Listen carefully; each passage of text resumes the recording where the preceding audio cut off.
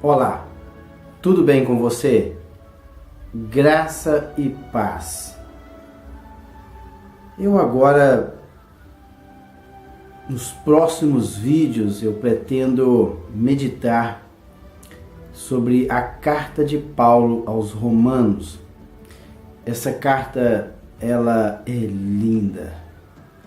Inclusive, quando Agostinho, ele leu esta carta, a sua vida mudou.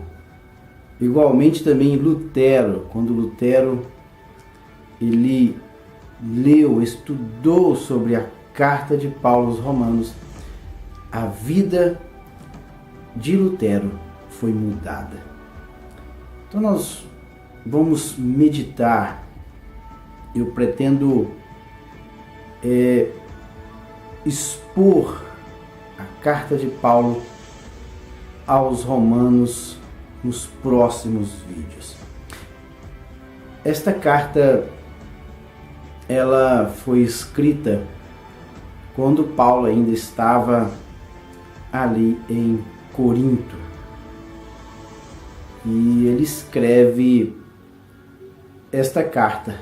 Praticamente Paulo já estava encerrando a sua terceira viagem missionária. Ele estava voltando para Jerusalém e lá em Jerusalém ele seria preso e depois ele seria enviado para Roma. E esta carta, ela aqui no primeiro capítulo, ele começa já no versículo 1, o capítulo 1, desta carta, ele apresenta suas credenciais, ou seja, aquilo que habilitava o seu ministério pastoral como apóstolo de Cristo.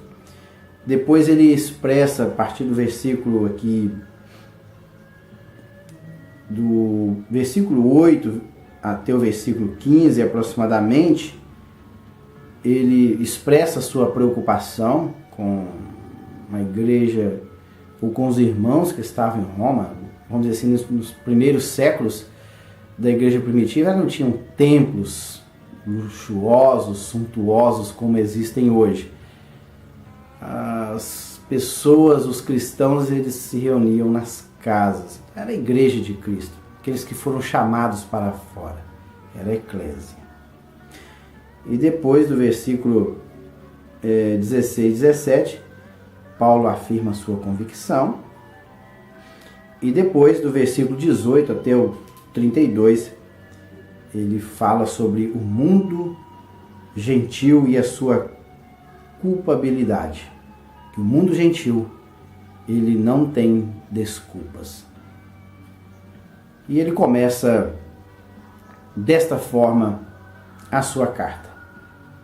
Paulo, servo de Cristo Jesus, chamado para ser apóstolo, separado para o Evangelho de Deus, o qual foi prometido por ele de antemão, por meio dos seus profetas nas Escrituras Sagradas, acerca de seu filho, que como homem era descendente de Davi, e que mediante o Espírito de Santidade foi declarado Filho de Deus com poder pela sua ressurreição dentre os mortos, Jesus Cristo, nosso Senhor.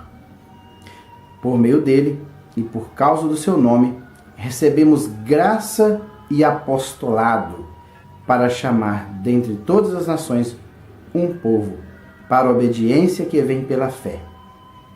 E vocês estão entre os chamados para pertencerem a Jesus Cristo. Então vocês vejam aqui que do versículo 1 até o 6, ele praticamente apresenta as suas credenciais. Ou seja, aquilo que habilitava ele de estar pregando as boas novas, ou seja, de ser um apóstolo de Cristo, um enviado de Cristo para trazer essas boas novas. E o impressionante é que ele inicia a sua carta justamente para a capital do império, que era Roma, Paulo, servo de Cristo Jesus. A palavra aqui, o original grego, é doulos. Doulos é escravo. Escravo é aquele que está a serviço do seu senhor. Não era uma palavra estranha. Para nós hoje, em pleno século XXI, é uma palavra estranha, ser escravo, porque nós não convivemos com esta realidade. Para as pessoas da época de Paulo, isso era muito natural, porque o Império Romano, todo o Império, ele tinha aproximadamente 60 milhões de escravos. Então a sociedade da época ela convivia com escravos. Por isso que Paulo, já logo no início, ele fala: Paulo, servo de Jesus Cristo, ou de Cristo Jesus, conforme algumas traduções. Ele diz aqui, chamado para ser apóstolo. Ele foi chamado para ser apóstolo, separado para o Evangelho. O Evangelho é o quê? Boas novas. Então, primeiro ele destaca que ele é servo de Cristo, depois ele era um apóstolo, um pregador e um missionário. Tudo isso aqui nas suas credenciais. Ele diz que para o Evangelho de Deus, o qual foi prometido por ele de antemão. Então, o Evangelho de Deus, o Evangelho, as boas novas de Deus, o Pai Todo-Poderoso, o Pai de nosso Senhor Jesus Cristo. E ele diz que o qual foi por ele quem Deus prometeu de antemão, ele previu tudo, falou antecipadamente, por meio de quem? Ele diz aqui que foi por meio dos profetas, nas escrituras sagradas. Ele está falando aqui da Torá, os escritos sagrados do Antigo Testamento, que os profetas, eles falaram de antemão, aquilo que havia sido prometido por Deus, acerca de quem? Do seu Filho Jesus. Ele diz aqui que como homem, aqui no versículo 3, ele diz aqui que como homem, Jesus, ele era descendente, ele era da linhagem de Davi. Então, ele está mostrando que a natureza humana de Jesus, que Jesus sendo Deus, ele se tornou como homem e veio da linhagem de Davi. E que mediante o Espírito de santidade, de acordo com essa santidade, claro, ele veio com uma natureza humana. Portanto, como natureza humana, Jesus veio da linhagem de Davi, é lógico. Até porque quando o homem pecou no jardim do Éden, Deus prometeu que da semente da mulher nasceria um. Então Deus já tinha prometido de antemão lá, logo após a queda do homem. E aqui ele fala que este homem nasceu como homem da linhagem de Davi, mas em santidade, ele fala aqui, declarado filho de Deus.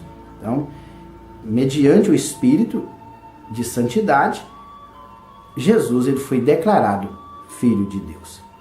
E diz aqui, com poder, pela sua ressurreição dentre os mortos, Jesus Cristo, nosso Senhor. Então, este Jesus, o qual ele é servo, este homem ele foi prometido por Deus de antemão, desde os profetas, que ele veio da linhagem de Davi, e de acordo com o Espírito de Santidade, ele foi declarado Filho de Deus, através da sua ressurreição, e este homem é Jesus Cristo, nosso Senhor. E ele diz aqui no versículo 5, por meio dele e por causa do seu nome, por meio dele, através dele, e por causa dele, recebemos graça. Graça é favor imerecido. Paulo não era merecedor disso, ele se coloca neste lugar, porque ele era perseguidor da igreja de Cristo. Pode ver que ele fala, ele era um dos perseguidores da igreja de Cristo. Ele não era merecedor. Mas um dia, Deus, simplesmente na sua misericórdia, resolveu chamar Paulo para esse ministério. Ele disse que, por meio dele e por causa do seu nome, recebemos graça e apostolado. Então, aí, favor imerecido, e também foi chamado apóstolo, enviado, para chamar dentre todas as nações um povo para o quê? Para a obediência, que vem pela fé. Logo no início, aqui da carta de Paulo, Paulo dizendo que tudo é através da fé. É pela fé que nós cremos. E durante toda a nossa meditação na carta de Paulo aos Romanos, nós veremos que a nossa vida é baseada na fé. Por isso que ele diz aqui, para a obediência que vem pela fé. E vocês também estão entre os chamados. Vocês quem? Os irmãos que estavam em Roma. Os irmãos que habitavam em Roma, a igreja que estava em Roma. Vocês também estão entre os chamados. Então veja bem que Deus tem um povo o qual ele chamou de antemão. Ele conheceu essas pessoas, previu, isso é claro na carta de Paulo aos Romanos, não podemos nos esquivar dessa realidade tão explícita em sua carta. Ele diz que vocês também estão entre os chamados para pertencerem a Jesus Cristo. Então aqui, nesses 6 versículos, ele mostra as suas credenciais. Ele mostra a sua credencial. E o versículo 7 diz assim: a todos os que estão em Roma, são amados de Deus e chamados para serem santos. Santos é separado. Então aqui dá a sua saudação. E continua ainda a sua saudação e diz assim: a vocês, graça e paz da parte de Deus, nosso Pai, e do Senhor Jesus Cristo. Então Paulo aqui no versículo 7, ele dá a sua saudação e ele inicia justamente com isso: a vocês, graça, favor imerecido e paz. Da parte de quem? De Deus, não dos homens. A paz dos homens é a ausência de guerra. Mas a paz que vem de Deus, ela excede todo o conhecimento humano. Porque mesmo em meio a tribulações, lutas e guerras, o homem consegue no seu interior ter paz. Esta é a paz que vem de Deus, que excede todo o conhecimento dos homens. Agora sim, no versículo 8, a partir do versículo 8, ele expressa a sua preocupação com relação aos irmãos que estão ali em Roma. E ele vai do versículo 8 aqui até o versículo 15, ele vai expressando assim a sua preocupação. Ele diz que ele era grato, ele orava, ele amava, ele estava em dívida para com eles, ele estava ansioso também em visitá-los. Vamos ler o que diz o texto a partir do versículo 8. Antes de tudo, sou grato a meu Deus, mediante Jesus Cristo, por todos vocês, porque em todo mundo está sendo anunciada a fé que vocês têm. Olha, eu sou muito grato a Deus por vocês, através da pessoa bendita de Jesus Cristo, porque em todo mundo eu estou ouvindo as boas novas, a notícia a respeito da fé que vocês têm em Deus. E o versículo 9 diz assim: Deus, a quem sirvo de todo o coração, pregando o evangelho de seu Filho, Filho de Deus, Jesus Cristo, lógico, é minha testemunha de como sempre me lembro de vocês. Paulo aqui falando sobre a preocupação dele agora no sentido de apresentar os irmãos que estavam em Roma em oração. Minha testemunha de como sempre me lembro de vocês em minhas orações, e peço que agora, finalmente, pela vontade de Deus, seja-me aberto o caminho para que eu possa visitá-los.